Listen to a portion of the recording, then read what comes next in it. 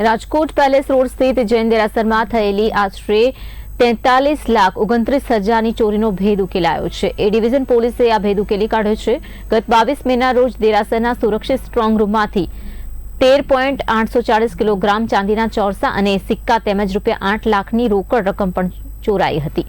તપાસ દરમિયાન ચોંકાવનારો ખુલાસો થયો છે કે આ ચોરી દેરાસરના જ ઓફિસ બોય દ્વારા તેના સાથીઓ સાથે મળીને કરાઈ હતી।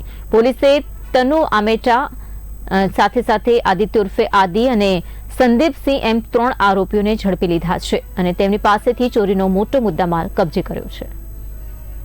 રાજસ્થાનનો રહેવાસી હતો, ત્યાં નોકરી કરતો, તેણે અલગ અલગ ચાંદીના ચોરસા, સિક્કા તેમજ રોકડા રૂપિયા ચોરી કરી કુલ 43,29,000ની ચોરી કરી ભાગી ગયેલ, જે બાબતે એ ડિવિઝન પોલીસના પીઆઈ શ્રી તેમજ સ્ટાફ તેમજ ચોકીના પીએસઆઈ શ્રી તેમજ તેમના સ્ટાફે પોલીસ સ્ટાફે આ ચોરી ડિટેક્ટ કરવા માટે ખૂબ જ મહેનત કરી અને આ બાબતે જે મુખ્ય આરોપી તનુ ભગવતી પ્રસાદ અમેટા, જેને રાજસ્થાનથી પકડી, એમાં એક આરોપી ઉત્તરાખંડથી પકડી આદિત્ય ઉર્ફે આદિ ભીમરાવ, તેમજ એક સંદીપસિંહ રાજેન્દ્રસિંહ રાઠોડ, જે રાજકોટનો રહેવાસી છે।